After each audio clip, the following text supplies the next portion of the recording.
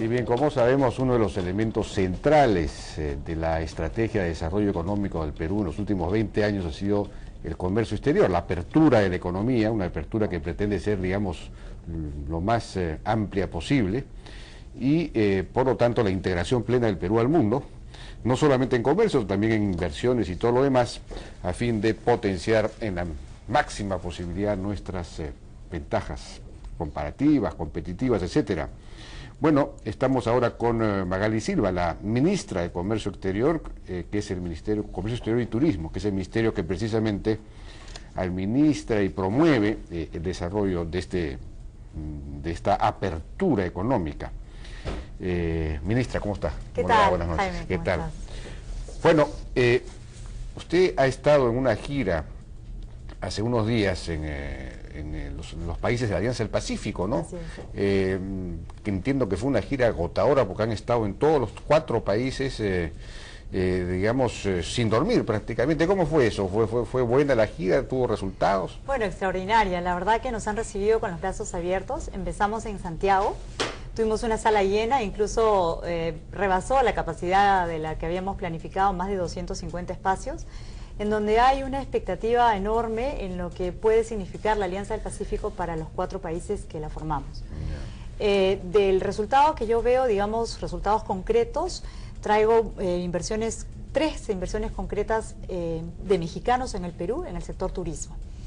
Una en el segmento de lujo, de altos ingresos, y otra en un nuevo segmento que vamos a incursionar, que es los hoteles para ejecutivos, es decir, aquellos que son tipo express, en donde es limpieza total, confort, comodidad, pero espacios muy reducidos y con una atención esmerada. Qué bien, qué bien, qué bien.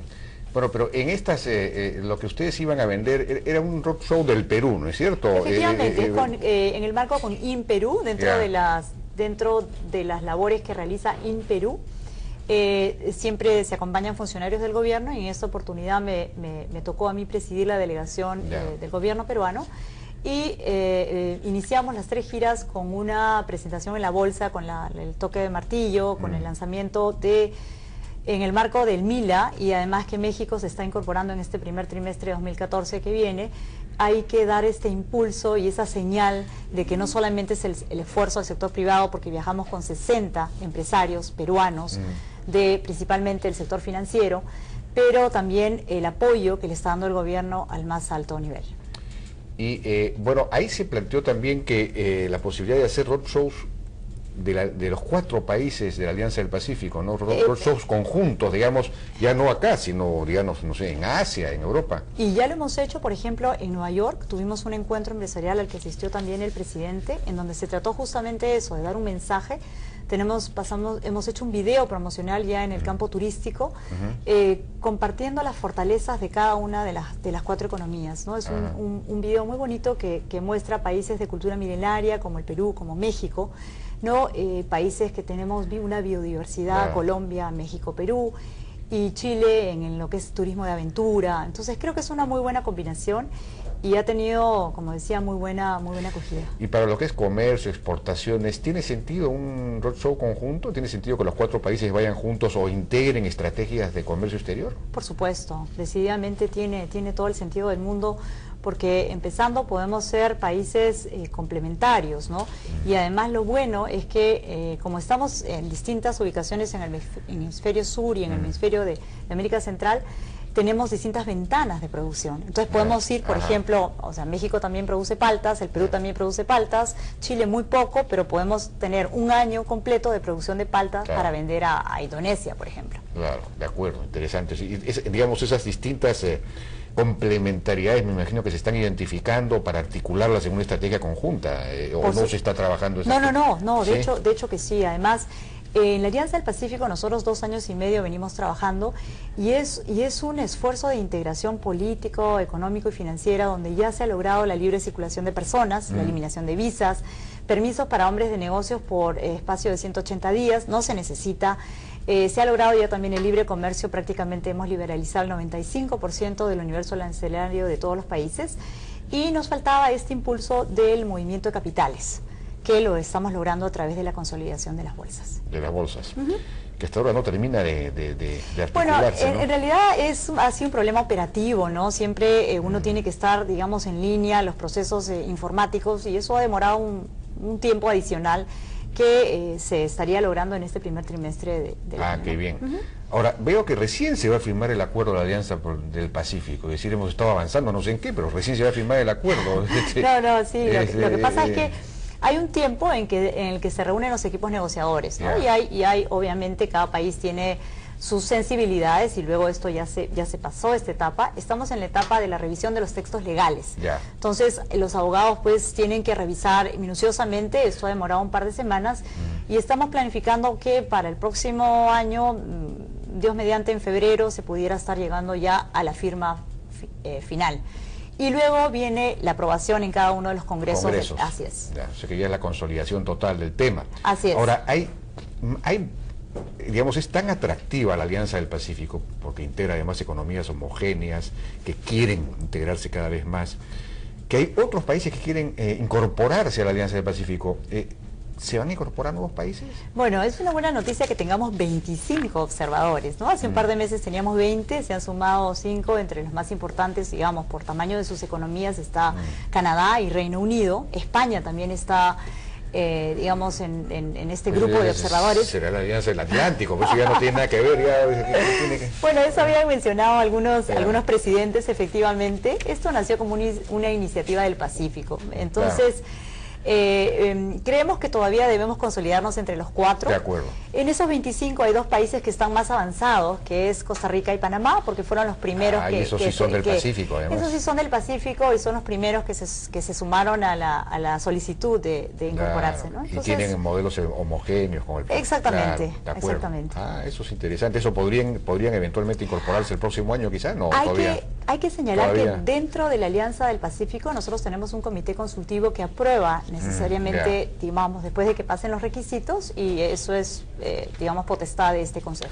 Ahora, mucho entusiasmo, digamos, gran expectativa con el tema de la Alianza del Pacífico. Sin embargo, uno de sus integrantes ha tenido un momento anticlimático total, que es Colombia, que levantó salvaguardas contra las exportaciones, por ejemplo, del Perú, en algunos rubros, en el rubro agrícola. Cebolla, lácteos, exactamente. Sí. Cebolla y lácteos, que claro, no es gran cosa de todos modos, pero como señal no es muy buena, ¿no? Efectivamente, nosotros procedemos dentro del marco legal de la comunidad andina. Se ha cursado ya la carta. La primera instancia es preguntar por qué, ¿no? Dentro del marco legal de los procedimientos que estipula la comunidad andina, se han hecho las consultas y estamos ya a puertas de recibir una respuesta de Colombia. Ya, eso es en marco de la CAN. No, el marco de la CAN. No se activa nada de la Alianza del Pacífico. No es nada, es dentro del marco de la CAN, dentro del comercio que nosotros registramos con Colombia. Porque algo hay que hacer, hay que protestar, en fin, hay que llamarles la atención. Bueno, la carta ha sido enérgica, la carta pregunta en términos, digamos, legales, respondiendo a los procedimientos que nosotros tenemos, y simplemente esperamos, porque hay plazos que se tienen que respetar, y luego a partir de ello se siguen avanzando, y nosotros recordemos que tenemos la última instancia del comercio multilateral, es la OMC, la Organización Mundial del Comercio. Ya, bueno, ojalá que eso se resuelva. Pasando a un tema un poco más amplio, en lo que va del gobierno, no se ha iniciado en realidad, que yo sepa, ninguna negociación para algún nuevo TLC. Digamos, este gobierno se ha estancado en ese tema, ¿no? Hay solicitud de la India, quiere tener su TLC con el Perú, incluso me parece que vino el ministro indio acá. El primer vicepresidente. El primer vicepresidente. Rusia quiere tener, en fin, países que podrían ser muy interesantes para tener TLCs con ellos, pero no hemos iniciado negociaciones hasta ahora. Sí, te cuento. A ver, con Turquía ya tuvimos la primera ronda de negociaciones, fue totalmente exitosa, tan exitosa que pensamos que en el 2014 podemos estar terminando un tratado de libre comercio con Turquía. Con la India tiene, digamos, es una cultura mucho más reflexiva y es una cultura de señales. Entonces, la primera señal fue, el primer vicepresidente vino a la India, nos visitó. Yo cuando estuve en Bali hace una semana, presidiendo una de las vicepresidencias, Nos reunimos con el ministro, mi par, de Comercio Exterior, y entonces ahora me decía él que me corresponde a mí hacer una visita a la India, y me ha invitado del 24 al 27 de enero, para establecer algún mecanismo de inicio de posibles negociaciones. Con Indonesia también esto es una novedad. Con Indonesia ya tenemos formado el equipo negociador de parte de Indonesia y de parte del Perú.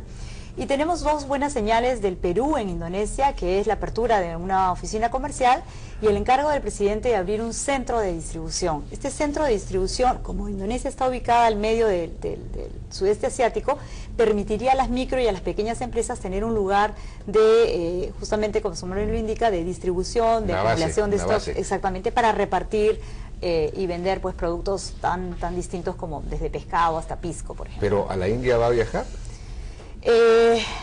Todo depende de la agenda interna. Bueno, no, pero si a usted no le importa para nada la agenda interna, si usted es comercio exterior. No, también hay que congeniar, porque yo también soy ministra de Turismo y también tengo que responder pero no hay ningún problema. Nosotros seguimos avanzando con la India. Y después otra noticia buena también, Rusia.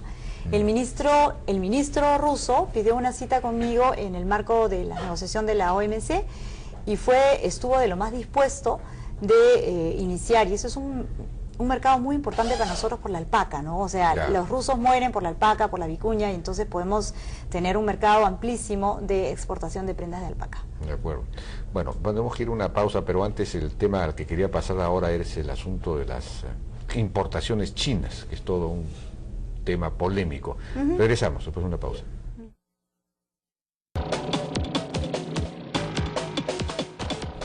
Seguimos conversando entonces con la ministra de Comercio Exterior, Magali Silva. Estamos hablando de, en fin, nuevas negociaciones de tratados de libre comercio con países tan importantes como la India, y que es un país de señales, dice usted, ¿no? Bueno, pues la China también es un país de señales, pero fundamentalmente de hechos, y de hechos contundentes. Y resulta que efectivamente estamos importando, llegan al Perú unas prendas chinas cuyos precios son irrisorios, están por debajo del valor de los mismos insumos que los componen. Entonces hay, por supuesto, una protesta de los productores locales, de Gamarra, etcétera. Pero, digamos, hay quienes dicen que la estrategia de imponer barreras antidumping no sería adecuada y que el estudio que se ha hecho, en fin, no está bien hecho, y que eso podría traer retaliaciones de parte de la China si se opta por esa estrategia, en lugar de ver esto como un problema de contrabando o de subvaluación a través de las aduanas, un problema de, en fin. ¿Cómo ve, qué va a hacer el Perú? ¿Cómo ve el tema? Bueno, el tema efectivamente es complejo. El tema se ha venido estudiando durante ya casi un año por el Indecopi, que es la instancia a la que le corresponde emitir una opinión, y estamos próximos a que se emita una opinión en las próximas semanas, ¿no? Próximos días. Sin embargo, hay que ver siempre las cosas por el lado positivo. Hay una experiencia muy bonita que quisiera destacar, que es el caso de 36 microempresarios que los hemos llevado de Gamarra a exportar al Brasil. Nosotros sabemos que en las exportaciones no tradicionales este año hemos tenido una caída, y la mayor caída se ha venido por la reducción, casi 300 millones de dólares menos al mercado venezolano. Entonces vimos por necesidad ver qué otros mercados estaban respondiendo y que apreciaban la prenda de algodón peruana. Y en ese mercado descubrimos el mercado brasilero. Entonces organizamos a estos consorcios, que son 36 microempresas, y se han formado 6 consorcios que están ya exportando a Brasil. ¿Y en qué rubros somos competitivos? En ropa deportiva. Se está haciendo, el Perú va a estar presente en el Mundial no a través del fútbol, no a través de los jugadores, sino a través de los microempresarios de Gamarra, que están vendiendo ya en el mismo Gamarra. Ajá, bueno, eso es importante como una manera de defender a Gamarra, pero digamos, de todos modos subsiste el tema de las importaciones chinas. Hay quienes sostienen, que afirman que aquí hay un problema de falta de comunicación, de que no se están poniendo en operación, digamos, posibilidades que da el propio TLC con la China, y es pedirle a la aduana china o al gobierno chino que informe acerca del precio en el mercado interno de las prendas chinas, para que vengan a ese mismo precio acá, no vengan a un precio menor. Eso, por ejemplo, no se está haciendo aparentemente. Bueno, ya se ha hecho y le corresponde porque hay en el marco del TLC, del Tratado de Libre Comercio con China, hay un capítulo específico que le corresponde a aduanas del Perú, o sea, SUNAT del Perú, y que lo tiene el Ministerio de Economía y Finanzas. Ya. Entonces nosotros somos muy respetuosos de la competencia de cada uno. Entonces eso ya se ha hecho, ellos ya lo han hecho y están esperando obviamente la respuesta de las aduanas de China. Sin embargo, cuando uno analiza la experiencia internacional, Colombia tuvo exactamente el mismo problema y Colombia recurrió a Estados Unidos porque Estados Unidos sí tenía la lista de precios a los cuales estaban ingresando la mercadería china. Y con esa lista de precios se puede trabajar. Ajá. Eso es lo que le hemos comunicado nosotros a la aduana del Perú, a SUNAT, para ya. que pudiera tener acceso a esta información. De acuerdo, y aplicar los impuestos, en fin, los Así es, o sea, en esos niveles. Entiendo que SUNAT está muy avanzado también, está haciendo trabajos extraordinarios en informática, y con esa modernización que está sufriendo nuestra SUNAT, podría de alguna manera tener esa lista de precios, y si una casaca pues cuesta, no sé, $3 o $7 como mínimo y está ingresando a $1, habría que aplicarle algún mecanismo de compensación.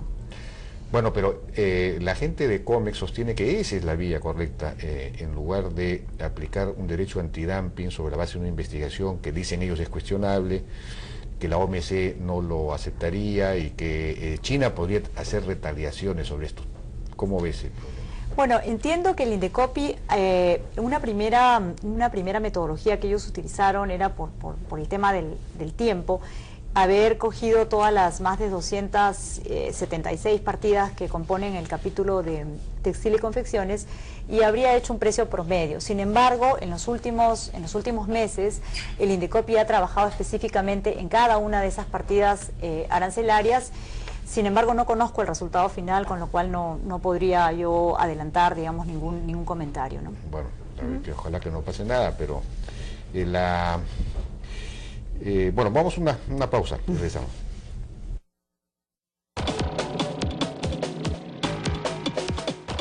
Seguimos conversando entonces con la ministra de Comercio Exterior, Magali Silva. Bueno, este año no ha sido bueno para las exportaciones. ¿No es cierto? Las exportaciones han caído y esto se explica principalmente por la caída de los precios de los minerales, en fin, la situación internacional. Pero, ¿por qué caen también las exportaciones no tradicionales que se venían defendiendo bien, salvo las agropecuarias, ¿no? las agroexportaciones?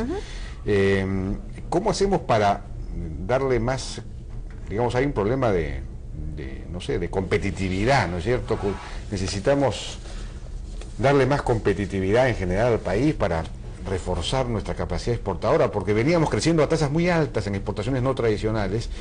Incluso en términos de volumen, las exportaciones no tradicionales han crecido mucho más que las tradicionales. Y siguen creciendo.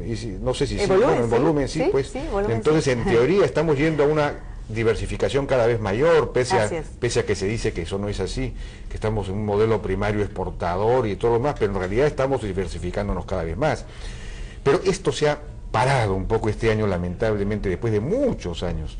Entonces, obviamente se necesitan medidas para aumentar la competitividad del país. ¿Qué estamos haciendo en ese terreno? Bueno, en primer lugar hay que explicar que el mundo ha experimentado una desaceleración en su demanda, con lo cual eso ha afectado la bajada de los precios internacionales de los commodities. En las cifras enero-octubre hemos dejado de exportar 4.000 millones menos respecto al mismo periodo del año anterior. 3.700 millones equivalen a exportaciones tradicionales y de esos principalmente son tres componentes: el minero por menores precios, el pesquero por una menor oferta de la biomasa, y el tercero es el tema del café por la presencia de la roya. Eso explica los 3.700 millones menos.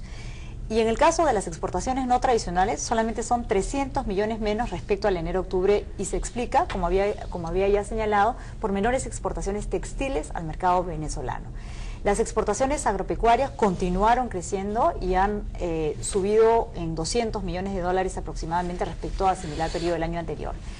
Las exportaciones que han caído dentro de las no tradicionales, es decir, aquellas que generan valor agregado y que están ligadas a un mayor dinamismo de la economía, están asociadas a los componentes mineros, es decir, si las exportaciones o si el sector minero en Chile decae, si tiene un menor dinamismo, los componentes químicos que nosotros exportamos hacia Chile también van a experimentar una reducción.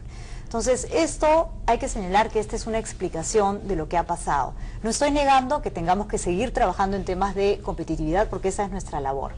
Pero también hay que señalar que a pesar de esta reducción del comercio exterior, nuestro PBI va a terminar con un crecimiento de 5.3. Comparémonos con economías solamente de la Alianza del Pacífico, México va a crecer 2% este año. Entonces los mexicanos están sorprendidos del extraordinario resultado que va a tener la economía peruana, aún en esas condiciones. De acuerdo, bueno, pero estábamos acostumbrados a crecer pues a 7%, 5% nos parece de una lentitud. Bueno, estamos... Claro, pero digamos 5 de todos modos, claro, pues si nos comparamos con otros estamos bien.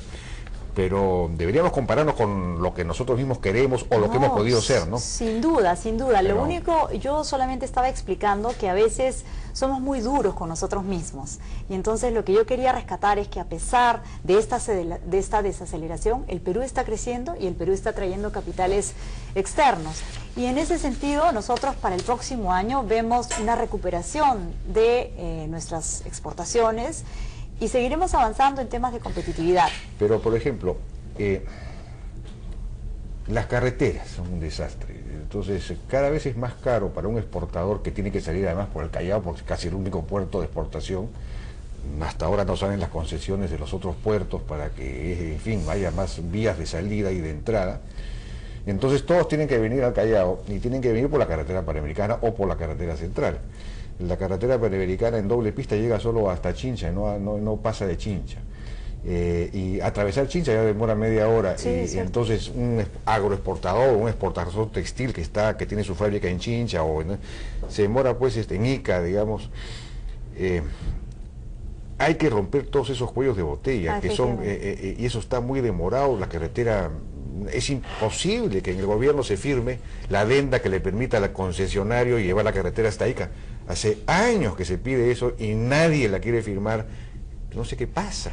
Fue un tema del peaje que se transó por el tipo de cambio, y como cambió la evolución del tipo de cambio, se ha tenido que pasar distintas instancias. Recordemos que en el Perú, cuando fallan las decisiones, digamos, de los contratos, se puede ir a un arbitraje y estas decisiones demoran. Tengo entendido que este tema ya se habría solucionado y que va a iniciarse muy pronto la construcción de la continuación de la carretera al sur. Ah, qué bien. También, bueno, y al norte también hay un montón de tramos detenidos que no avanzan. Bueno, efectivamente, y hay casos, por ejemplo, de aeropuertos que han colapsado prácticamente, el aeropuerto de Piura.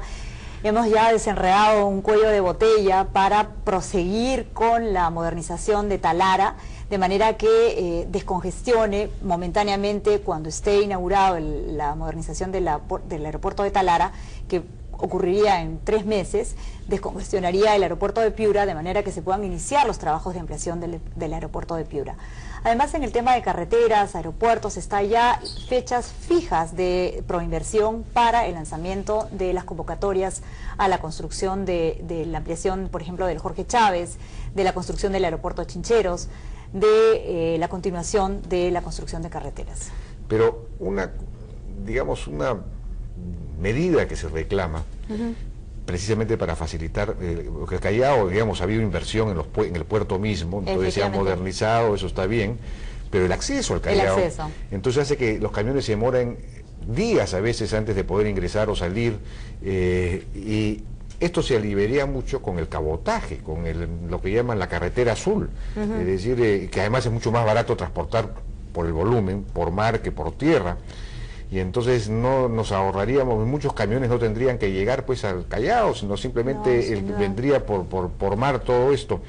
Y esa medida no se toma. No, la estamos trabajando, Jaime. En realidad sí se ha pensado, sí es una muy buena solución y es una decisión que se tiene que tomar en términos colegiados, ¿no? En donde estamos el Ministerio de Transportes, el Ministerio de Economía y Finanzas, y el mismo presidente de la República está interesado también en resolver este problema. ¿Y esto cuándo se resolvería más o menos? O eso es una cosa que está en estudio, porque hay resistencias, seguramente hay resistencias de la Marina, que ya de alguna manera se apropió también de aspectos o de funciones de la Autoridad Portuaria Nacional. Entonces, debe haber resistencias, ¿no?, de tipo nacionalista. De lo que hemos estado conversando, el Ministerio de Defensa está con muy buena disposición para seguir avanzando, y es decir, incluso se ha llegado a propuestas como, por ejemplo, cesiones de terrenos de la Marina en uso para poder extender la construcción del aeropuerto del Callao. ¿Del aeropuerto? Perdón, del aeropuerto. Sí. Pero el tema del cabotaje es importante, ¿no? Eso habría que, no, sí, eso aliviaría, mejoraría la competitividad tremendamente. De hecho, es un tema que se está tratando, que sí es importante y que efectivamente apuntaría a mejorar la competitividad. Ahora, digamos, hemos vivido tan siempre marcados o presionados por el corto plazo que el país en general no ha sido capaz de planificar a largo plazo, sobre todo los temas de infraestructura.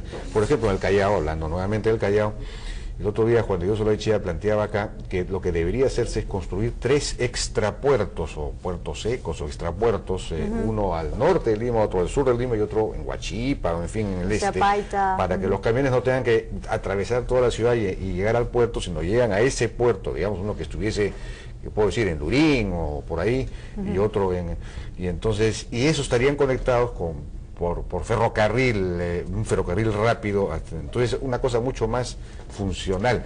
Pero claro, eso ni siquiera está pensado, nadie lo ha planteado. No, sí, nosotros en INCETUR tenemos un consejo formado por el sector privado, donde participan todos los gremios y donde se recogen justamente y se discuten estas alternativas. Y estas alternativas se llevan luego a discusiones en el Consejo de Ministros, ¿no? Pero, en fin, necesitaríamos un plan que permita más inversión, digamos, con un horizonte de proyectos de largo plazo que permita saber que... Tenemos una cartera de proyectos y en esta gira de InPerú eso es lo que hemos promovido, las inversiones. El Perú es un país en crecimiento y además estamos a puertas de lanzar nuestro Plan Nacional de Desarrollo Industrial, que va además imponer un dinamismo en el crecimiento de la economía interna y de las exportaciones, porque estamos proponiendo que sean más exportaciones con mayor valor agregado. En ese sentido, nosotros hemos, como gobierno, diseñado también la cantidad de salidas para destrabar el crecimiento de las exportaciones. Entonces, en esa línea hemos ido de la mano con Proinversión para justamente mostrar estos proyectos que tenemos de infraestructura. Otro cuello de botella, no infraestructural, sino institucional en las exportaciones, sobre todo no tradicionales, son todas estas instituciones, estas organizaciones vinculadas al comercio exterior, que están casi, en algunos casos, en la edad de la carreta, como por ejemplo SENASA, el GEMIT, el ESA, sí, el INDECI, en fin, digamos, que tendría que ser modernizadas, fortalecidas. Claro, para eso también tengo buenas noticias. Hay 256 trámites burocráticos que existen para un exportador para realizarlo.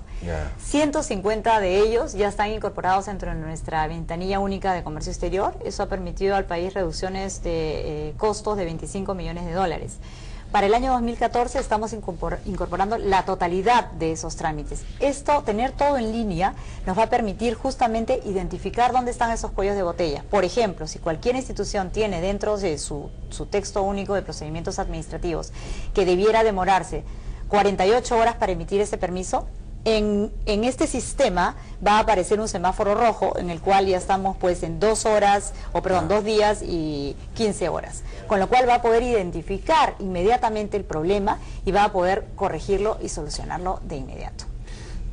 No sé, pues por ejemplo, un registro sanitario en DIGEMIT puede tomar meses, años. Es una cosa, antes era la entidad más rápida del mundo en eso, pero ahora es la más lenta, creo. Hemos firmado como MINCETUR un convenio con el Ministerio de Salud, en la medida que la mayor cantidad de trámites venían justamente del sector salud, y en donde estamos capacitando a los funcionarios para que puedan acceder con mayor conocimiento a este beneficio que nos ha dado la informática.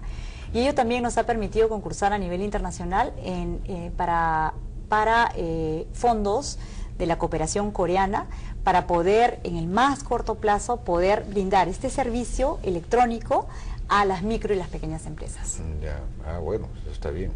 Los mismos agroexportadores se quejan mucho del SENASA, ¿no? Que es una entidad que ha mejorado, pero que sigue pues muy todavía se ha quedado atrás, ¿no? Necesitan más gente, profesionales mejor, o quizás más informática, no lo sé. Creo que es de todo un poco, ¿no? No sí, solo, pues, obviamente la informática no es la solución, no, pues, claro, requiere también temas de gestión, temas de criterio, ¿no? Temas de criterio en donde se sienten los funcionarios, pero creo que también la informática ayuda porque, por ejemplo, ya no va a ser necesario pues los viajes, sino con la videoconferencia o con el sistema en línea. Y este sistema que ha desarrollado el Perú está muy conectado con México, es los dos países que más adelantados estamos, y después nuestra idea es tener sistemas homogéneos en toda la Alianza del Pacífico de manera que pueda fluir el comercio de bienes y servicios rápidamente. Eso sería muy bueno. Y fuera de eso, ¿no sería, digamos, entre paréntesis, que es un tema algo distinto, sería extraordinario poder articularse a la plataforma de ProChile, por ejemplo, ¿no? Ellos tienen un conocimiento de los mercados externos muy desarrollado. Colombia también, creo. También, sí, el Perú también, nosotros el también. Perú no tanto. Nosotros tenemos conocimiento. Ni siquiera tenemos oficinas de comercio exterior, recién están nombrando a la gente, recién las están instalando. Pero es buena noticia que se haya dado ese paso. Bueno, sí, pues, pero recién. Pero yo recién tengo 4 meses, así que estoy poniendo... Sí, pues es verdad. No, estoy poniendo, digamos, mi máximo empeño en terminar este año, y así lo voy a hacer con las 35 oficinas comerciales formadas. Pero además, lo que quería destacar también de la Alianza del Pacífico es que nos ha permitido abrir embajadas y misiones diplomáticas conjuntamente, ¿no? Lo que permite reducir costos y, como tú decías... ¿Pero ya se ha hecho? Ya las tenemos nombradas. Por ejemplo, en el caso de Ghana estamos yendo con Colombia, y en el caso de Vietnam estamos yendo con Chile. Qué bien. ¿Oficinas de comercio exterior o embajadas? Son embajadas, lo que nos permite a nosotros, por ejemplo, dentro de la estructura de la formación o del nombramiento de nuevas oficinas comerciales, en África nosotros tenemos 4, una va a estar en Ghana. Ya, correcto. Bueno, vamos a una pausa y regresamos.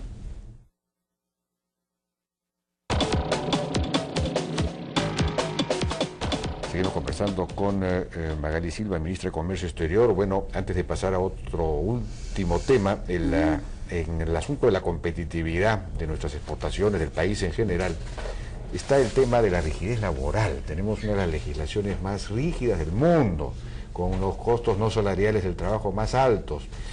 Y claro, eso es un problema, y eso se ha agravado con este gobierno, porque la SUNAFIL, más esta ley de seguridad en el trabajo y en la salud, y todo eso genera unos costos y unas multas que se hagan. Entonces eso no ayuda, pues no ayuda a que el Perú produzca más, y por lo tanto a la larga genere más empleo y con mejores salarios, ¿no? Es decir, estas leyes supuestamente prolaborales son antilaborales en el fondo. Entonces ahí hay un tema, claro, eso me dirá, eso no depende de mi sector, pero hay que abordarlo. Bueno, hay que recordar que el Perú ha firmado los acuerdos de la Organización Internacional del Trabajo, ¿no? Y en ese marco nos movemos, y en ese marco somos muy respetuosos de la legislación laboral internacional. Claro. Pero también hay que recordar que dentro de los costos, un costo es el costo laboral. Y hay un costo de energía, por ejemplo, que es más barato que en otros países, y eso nos permite ser competitivos en términos de costos. Hay otro costo que es materia prima, que la tenemos en abundancia en nuestro país, y hay que recordar también que el precio de la tecnología ha bajado muchísimo, y eso sí nos ha permitido ganar competitividad. Cuando uno ve un último estudio de la CEPAL, en la CEPAL se muestra que el Perú ha ganado puntos en productividad, y lo comentan, incluso cuando estaba en México se comentó que México debiera pues un poco emular al Perú, que sí ha sido capaz de aumentar productividad en sus exportaciones. Bueno, entonces la respuesta es, en vista de que estamos mejor que otros países en algunos terrenos, nos podemos dar el lujo de tener una estructura, una legislación laboral rígida que no ayuda a las exportaciones. Bueno, no me parece como... esa no ha sido el sentido de mi respuesta. El sentido de mi respuesta es que hay que buscar siempre un equilibrio uno no puede pretender, digamos, desconocer los marcos internacionales. Y además recordemos también... la OIT no obliga a la estabilidad laboral absoluta, la OIT no obliga a tener unos niveles de protección de salud y seguridad en el trabajo tan altos, que estos son de niveles de Suiza, los que se han legislado acá. En fin, la OIT no está, digamos, estamos muy por encima de los niveles de la OIT. No, me parece. Sí, es un tema efectivamente es un tema que hay que tratarlo, pero también hay que, decía yo, encontrar un equilibrio, ¿no? Entre con las la CGTP, demandas. un equilibrio con la CGTP, ese es el problema.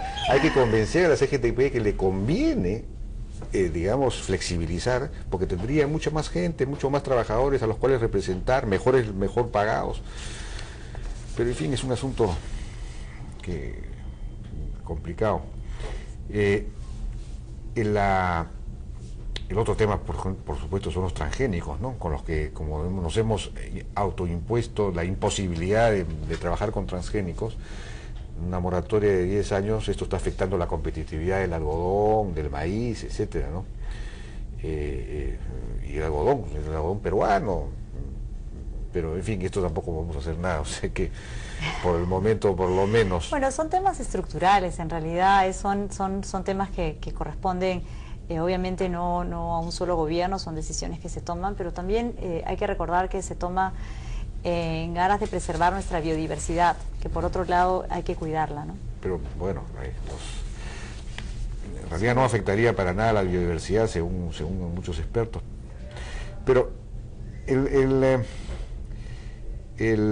tema del turismo, para terminar ya la entrevista, que es un aspecto importante de su ministerio. Así es. Cuando uno compara la cantidad de gente que viene al Perú y los recursos que Perú tiene, resulta que al Perú vienen en realidad muy pocos turistas en comparación con el potencial que podríamos tener, ¿no? O que tenemos. Muchos más van a Chile, por ejemplo, que Chile no tiene ni Machu Picchu ni nada de esas cosas, ¿no? Claro, tiene un sur unos lagos del sur muy atractivos. Aquí falta muchas cosas, ¿no?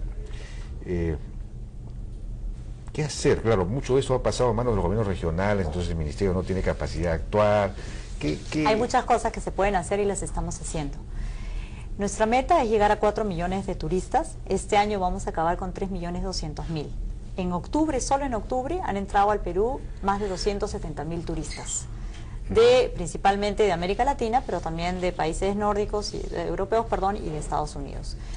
¿Qué cosa es lo que se puede hacer y qué cosa es lo que estamos haciendo? En primer lugar, hemos hecho un balance del déficit de infraestructura que tenemos. Nos falta conectividad, con lo cual hablábamos del Jorge Chávez, tiene que seguir expandiéndose, se necesita una ampliación.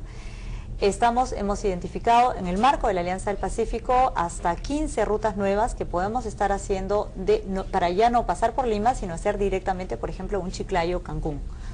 ¿No? Eso nos va a permitir dinamizar la ruta Moche, claro, por ejemplo. Claro. Tercer lugar, el tema de, como decía, la infraestructura hotelera. Nosotros tenemos un déficit de $1.000 millones, que equivale a aproximadamente 30.000 habitaciones, que se soluciona justamente con fomentar la estabilidad macroeconómica que tiene el Perú y la facilidad que hay para invertir en el Perú, para que inversionistas extranjeros vengan y construyan nuevos hoteles. El cuarto elemento es el tema de la seguridad. Estamos trabajando también en un plan articulado con la Policía Nacional. Estamos entregando este año 37 camionetas 4x4 para Policía de Turismo, compradas exclusivamente por Mincetur. Entonces, en esa línea y en la capacitación para brindar una calidad de servicio, que esto de alguna manera se ha perdido, porque hay mucha informalidad en la apertura, ¿no? Hay nuevas agencias de viaje que entran, las ventas por internet. Entonces, mi propuesta es para el año 2014 retomar la rectoría de Mincetur en velar por la calidad del servicio turístico. Y como sexto elemento estamos rediseñando los programas que ofrece Senfotur. Senfotur ha estado desconectado de la actividad privada y no ha ejercido un rol de avanzada. La capacitación que estaba haciendo no estaba de la mano con la demanda del sector privado. Entonces, hay nuevos aires en Senfotur, se ha renovado a todo digamos, el personal directivo, de manera que se puedan ejecutar estas políticas que desde Mincetur deben velar por el crecimiento sostenido del turismo. Bueno, me están pidiendo una nueva pausa, pero vamos a regresar con el tema de las propuestas que hicieron los empresarios en CADE en el tema del turismo, que fueron muy interesantes, pero vamos a ver cómo calzan o no calzan. Vamos a una pausa. RE/MAX Seguros, todo va a estar bien. Chevrolet Fine New Roads. Inca Pharma, más salud al mejor precio. Seguimos conversando con Magali Silva, ministra de Comercio Exterior y Turismo. Nos olvidamos del turismo, aunque quienes dicen que el turismo debería formar parte de un solo ministerio con cultura, ¿no? Con cultura, turismo, y hay quienes sugirieron además ambiente, cultura y turismo, ¿no? Porque bueno, el turismo es muy cultural en el Perú, entonces hay que poner, y justamente de ahí va la pregunta, la primera propuesta de los empresarios, estos jóvenes empresarios en CADE, fue una de poner en valor, es decir, convertir, le llamaban ellos, en productos turísticos. Es decir, de recursos turísticos, convertirlos en productos turísticos. Y se comprometieron a hacer, que es lo que tenía que hacerse en el Perú, que no hay muchísimos recursos, pero no están valorizados, no están convertidos en productos turísticos. Y ellos proponían 10, 5 en Lima, 5 básicamente monumentos arqueológicos, me parece, recordar, y 5 en lo que sería una ruta intermedia entre la zona de Caral y la ruta Moche, ellos llamaban la ruta del origen. Hay una serie de monumentos ahí para ponerlos en valor y entonces agregar una ruta más. Esa es una propuesta que hicieron.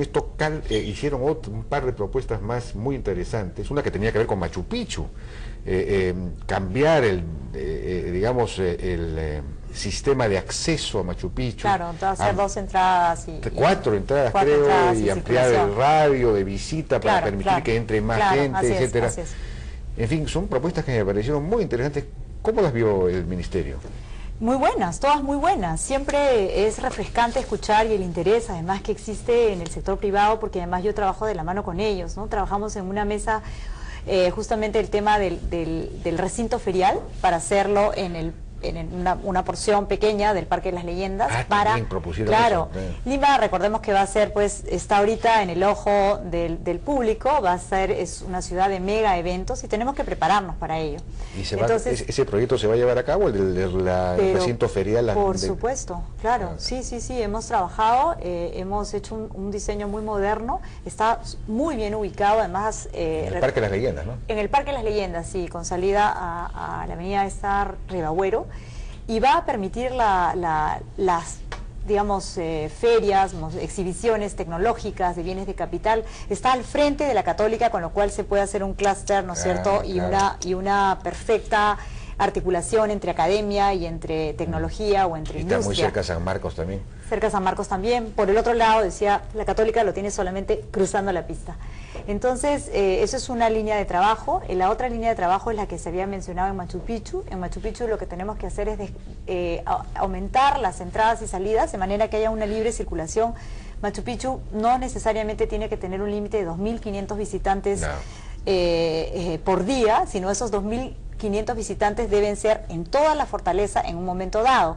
Entonces se puede hacer como es en Disney World, por ejemplo, que le dan a uno su pulsera y le dice, bueno, esta entrada que usted ha pagado le permite a usted estar 3 horas. Si usted quiere estar 6 horas, dé su vueltita, salga y colabore otra vez con otra pulsera, ¿no? Entonces nos va a permitir incrementar el número de visitantes de Machu Picchu, con lo cual aumenta la recaudación y ese dinero, esos fondos pueden servir para hacer las mejoras en Machu Picchu.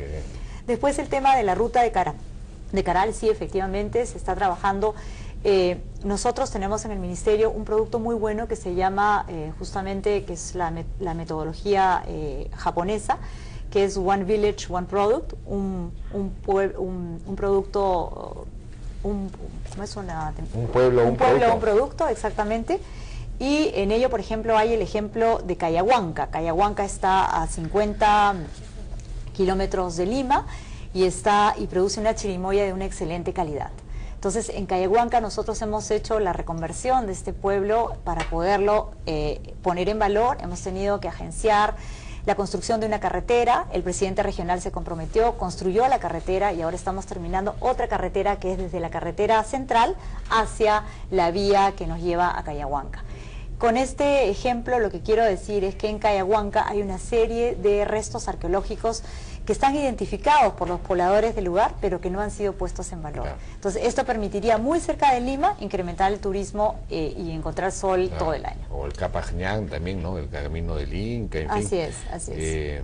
Bueno, eso sí, pues falta mucha infraestructura también, ¿no? La escuela, Choquequirao es imposible llegar. Bueno, tenemos exactamente para el 2014 el lanzamiento de la construcción de los teleféricos tanto a Choquequirao en el sur como a Cuelap, y estamos trabajando también nosotros como ministerio articuladamente con el Ministerio de Cultura y con el Ministerio de Vivienda para la construcción de lo que sería, digamos, la habilitación turística para fomentar el turismo. Muy bien. Hay quienes dicen que aquí falta también un poco de visión, eso es lo pecado que compartirían el Estado y el sector privado.